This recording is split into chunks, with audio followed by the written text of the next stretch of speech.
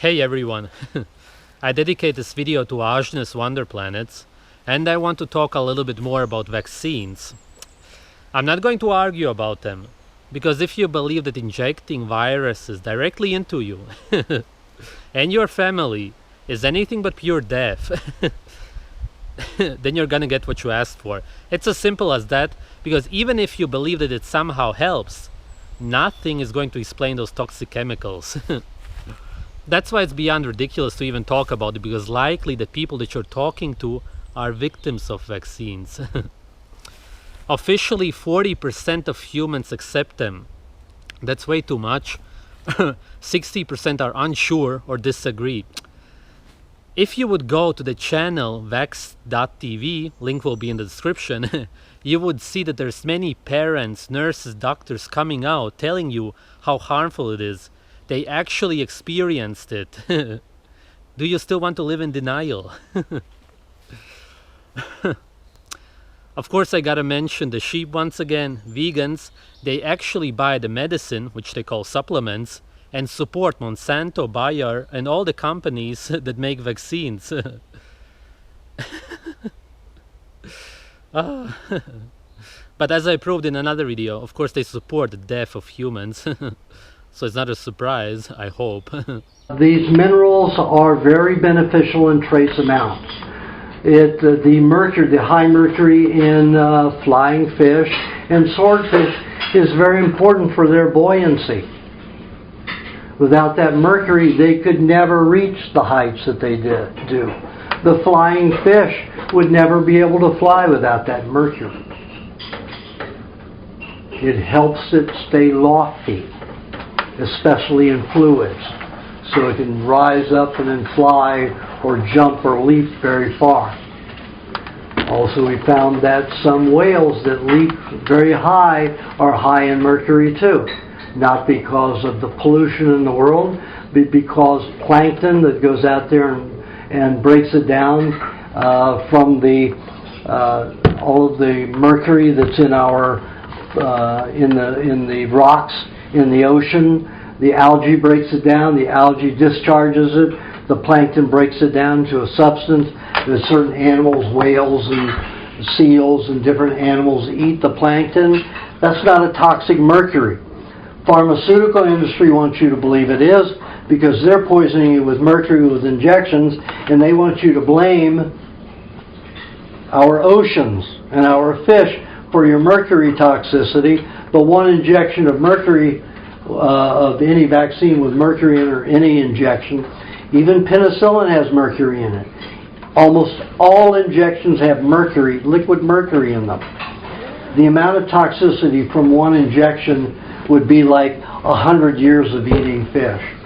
But you're getting it all at one time. It's very toxic. If you get into the fish, you're eating a little at a time to be able to utilize it. There is no toxicity from that. Mostly the fish I eat are high mercury fish. I like oysters and I like scallops and swordfish. Swordfish is my favorite, and that's considered the highest in mercury.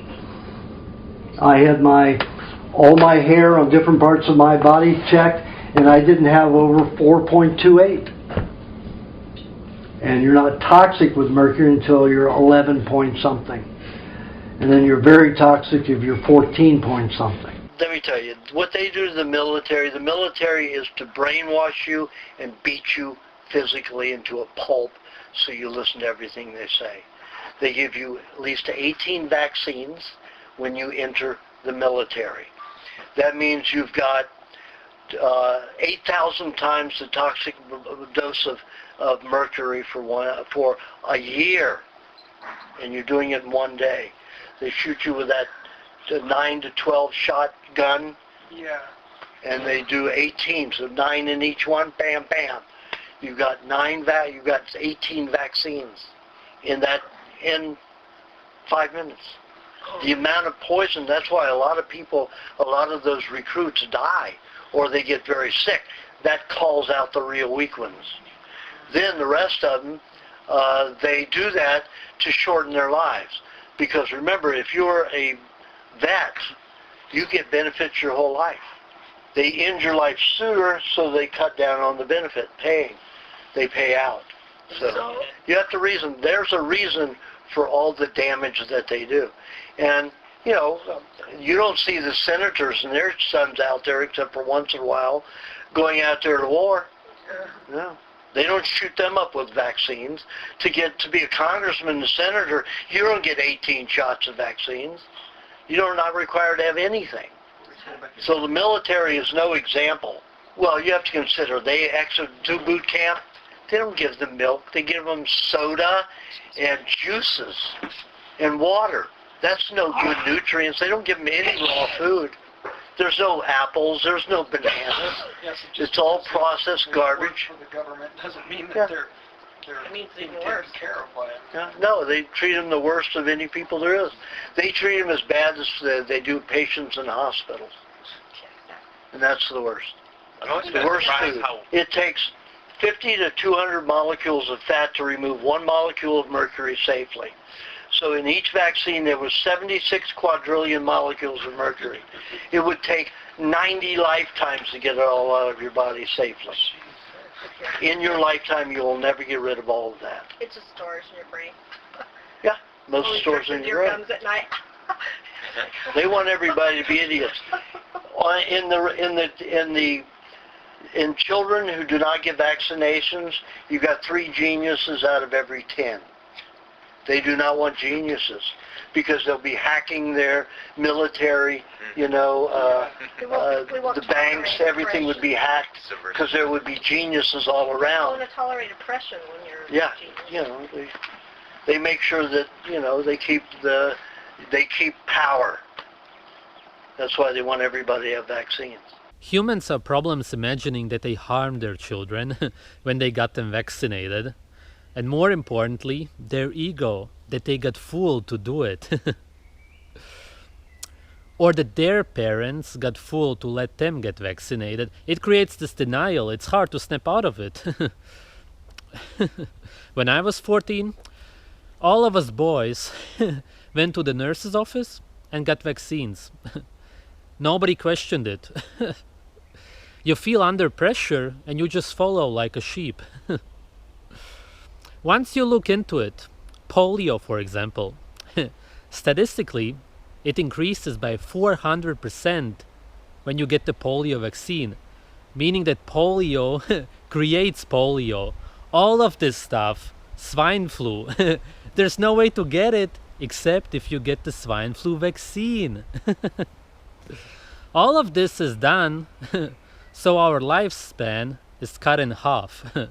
Combine that with a high carbohydrate diet, a sugarless body, you're dead. The kids are fine. They get a battery of vaccine, because there's multiple batteries, if I'm not mistaken. And during one of those batteries, something happens. There's, seizures, high fever, weird stuff. And when they come out the other side of that, they're not the same. If they come out the other side at all. And a lot of people don't understand that there's a whole bunch of kids that don't come out the other side. Is that true? There are a lot of kids that don't make it to be kids. They die as infants and in very, very early stages of life. Yeah. So what do you have? Can you give me any non-personal examples where you've heard little stories where you've heard of such a thing?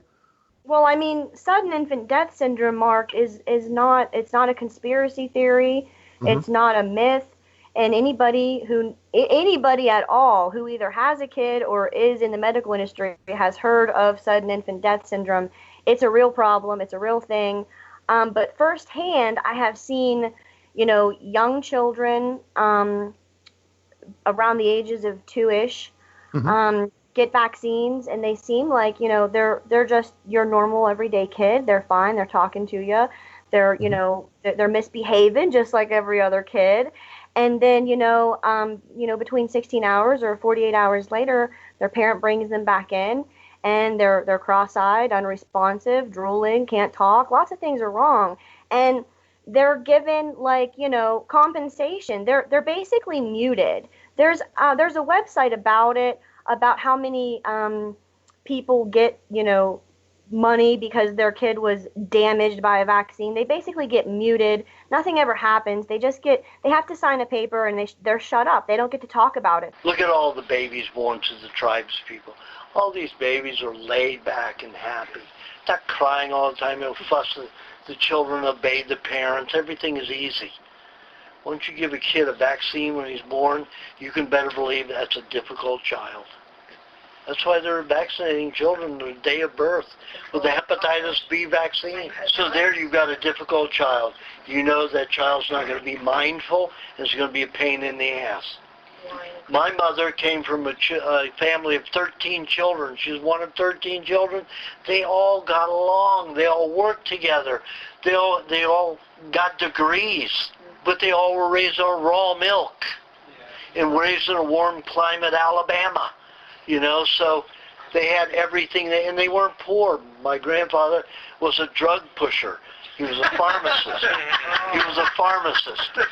So, and they owned the drugstore, you know, so they made their own raw ice cream. And they sold that at the drugstore. So they grew up healthfully. So of course they got along. What happens when we came out, the next generation, poking us with tetanus shots. Gave me a tetanus shot, my first tetanus shot, at 3 months old. And that's what caused autism, pretty much. I got autism at 18 months old from my third tetanus shot. So they created purposely. And they can do a lot of damage. They can reduce your lifespan by 50%. And we lived less than 50% of the life we're supposed to.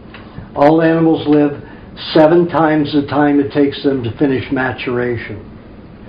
We finish maturation at 21 years old. 7 times 21 is 147 years.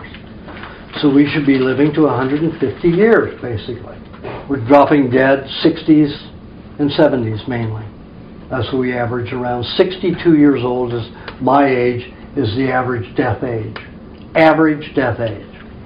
You see, there's few people in the world that live live above 100, and then many people die at birth or in childhood.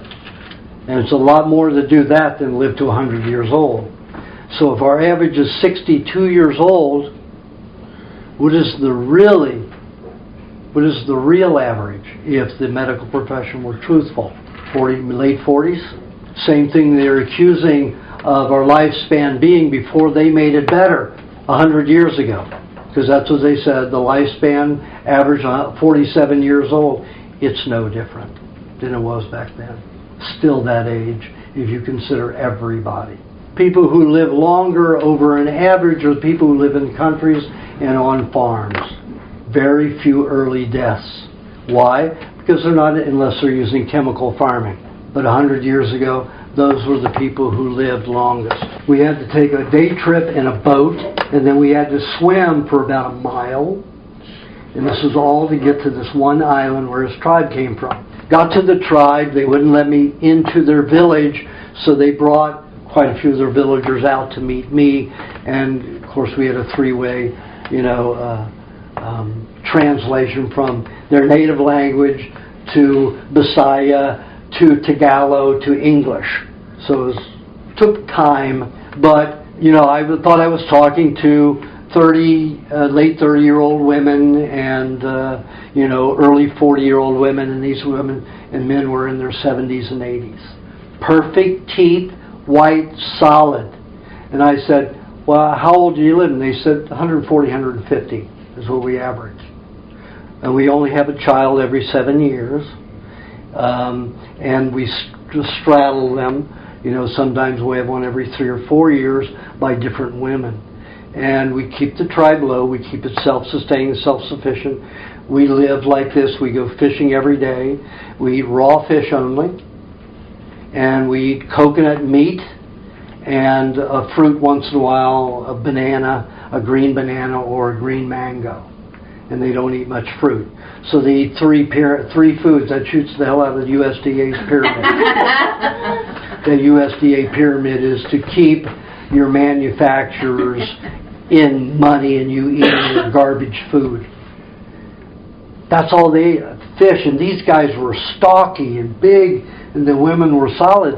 And I had this concept that if you ate fish, you'd always be skinny. And these guys were huge, and yet the Maasai tribe in Africa only eats red meat, and they are the skinniest, tallest, strongest, healthiest tribe that they were before the 8-year drought, or 9-year drought now. But they've deteriorated and they're accepting care packages. Dehydrated milk and cereals, so their health is going down fast. The tribes are almost decimated. They've lost over 2/3 of their tribal members and 3/4 of their herds by the droughts that were induced by our government, in conjunction with the UK British government. So when you eat cooked foods and toxins like that, the body is not going to be healthy. You're going to lose cells, you're going to lose health, and you're going to age. Instead of living to be 150, you're going to drop dead from 40 to 60 to 70 years old is the average. Think about that. We have a choice. Don't have to live like that. I have a lot of respect for Aajonus, everything that he did. I wish I could have met him. Even the people who knew him believe that he was assassinated, and once you learn what happened to him over the years, it's very hard to say that it wasn't so. Balconies do collapse, especially in Asia probably, but once you learn that he also talked about chemtrails, so he obviously did his homework on the New World Order, it becomes very suspicious, to say the least. Here's the crazy part. When he almost fasted himself to death, he said that he was 96 pounds. So I was wondering, how much is that in kilograms? It's 43 kilograms. Exactly my weight when I almost died. So you can maybe imagine how much I can relate to him. I believe that he would want all of us to be happy and to spread his message, and that's what I promote. The most nutritious diet there is, consisting of raw foods. Both of us promoted human health. That's what it's all about. I'm on the radar for the medical profession. They've come after me many times. They've threatened me. They poisoned the food in my house. I don't know how many people know I was kidnapped 3 years ago and a hotel room and injected with 3 vaccines. I have to concur that they were vaccines, the swine flu, because that's when I talked against them. And they wanted to kill me and say, see, he died of swine flu. Because on that international radio show that I went on, I said the only way you can get swine flu is if you're a pig or you get shot with the, the vaccine. And if you'll internet search, Just Say No to the Vaccine song, YouTube, you come up with a song that 13 seconds into it, you hear me say, the only way you can get swine flu is to be infected with it. So they obviously grabbed me to inject me. This was, a few weeks before the swine flu was supposed to be released. And they injected me with it. I was very sick. I was passing out. I couldn't stand for more than 5 minutes without getting very dizzy. And then I had to drop to my knees and keep myself from falling and hurting myself. So I called the hotel and said I need a driver immediately. So the driver came about 45 minutes later, and I was vomiting and skin started exploding. I mean, literally, in slow motion, my skin would just open up and start seeping. And I mean, if I take off my shirt and show you, it looks like I had bullets go through right out the back. Small holes here and then big holes here. And then I've got, this is the biggest one. Within 24 hours, I was broken out. I have tiny little scars everywhere. I have freckles. I have minor freckles. Freckles come from vaccines, toxicity, a lot of them, in people who don't normally have freckles. And people who eat a lot of moldy potatoes eat freckles. That's why the Irish have so many freckles. Different things create freckles. Those are glandular tissue. They can no longer function as a gland or an organ and get sent to the skin where they can still be alive and act. So from those injections, I became like Robert Redford, and I had very little freckles on my body before that. Don't you think they gave you a huge dose? Oh, they 3 of them. Oh. When I woke and caught them, there were 3 hypodermics, 1 hanging from my arm and 2 on the bed. Wow. So, and the cloth was falling down my face, and there were 2, looked like regular American, CIA types, and they certainly weren't Filipino, and that's where I was, in the Philippines. And the guy on my right grabbed the cloth and put it back over my mouth and nose, and I was out in a split second. I'd had ether probably 5 times in my life during surgeries, and it took 17, 19 seconds to put me out. This had me out in a split second, and it was odorless. So it was high military CIA garbage. So, or somebody that had access to that kind of grade of medical chemicals. When the driver came, I said, now I'm going to pass out a lot. You do not take me to the hospital. I need to get to a wharf. I need old shark or stingray. And that's what we're looking for. And I wasn't going to explain why. So, to him. But when fish are killed, and any animal, it starts building ammonia as it ferments. Ammonia is what your blood makes in the kidneys to prevent the red white blood cells from entering the kidney. Otherwise you'd be pissing blood all day and you'd be anemic and die. So the kidney manufactures ammonia, and that keeps the red white blood cells from entering the kidney, except if they're dead. If they're alive, they won't enter the kidney because of the ammonia. If the kidney doesn't produce ammonia, you will have blood in your urine. So I knew that when you have ammonia in the blood, the red blood cells won't touch the ammonia, yet the ammonia will attach to mercury, aluminum, all kinds of poisons. So I knew that that's what I had to get. So we got to the second wharf, and there was a baby stingray that had been dead 2 days already. And they were just going to throw it out. So I think I paid $2 for this stingray this big, and chopped it up over the next 2 days and had like a quarter of a cup at a time. Vomited and vomited, but I stopped passing out within about 12 hours. So I was able to keep myself from dying, from my red blood cells from being poisoned. And but I still exploded. My skin was just leaking and exploding with this stuff for about 6 months. Every April it would happen again at the anniversary. So she said, you watch the polling place where these people are getting their free government paid for injections. They're going to be dropping dead and getting very sick. They counted 2,300 drop dead within 6 weeks. Do you know what the count is if you go to the CDC? 48.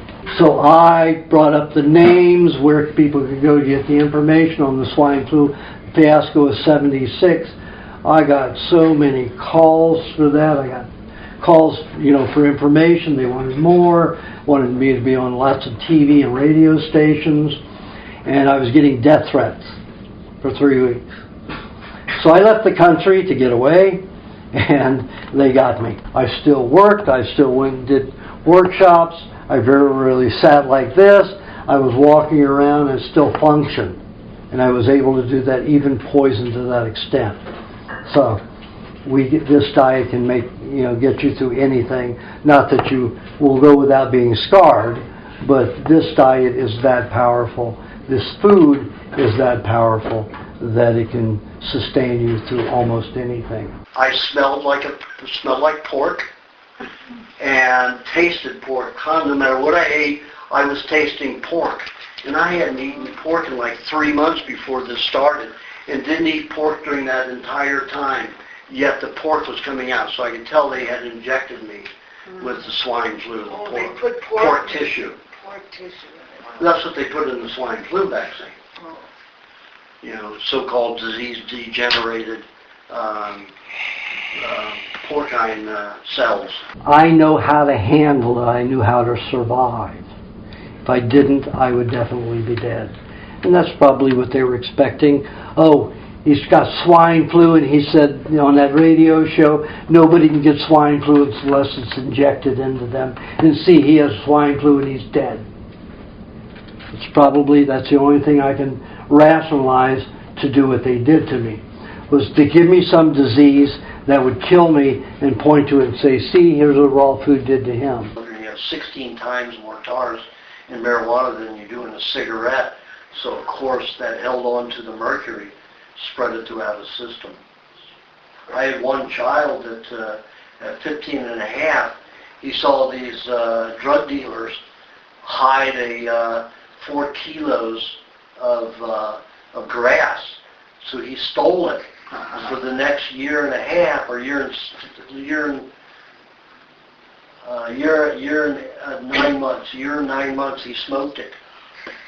Took him a whole year and 9 months to smoke it with his friends, and he had the largest amount of cancer.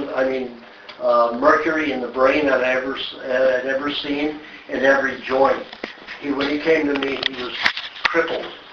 His knees were blown out, his elbows, and he couldn't do anything for himself. His mother had to take complete care of him. And that was from smoke. At that time, and the government still does it, if you're not a government-sanctioned poppy field or cocaine field or marijuana field, they will go over and spray thimerosal on your field. So that If you're not government sanctioned? Pardon? If you're not government sanctioned, you said? Yeah. Then Yeah, you're not. our CIA is peddling heroin, cocaine, crack into this country.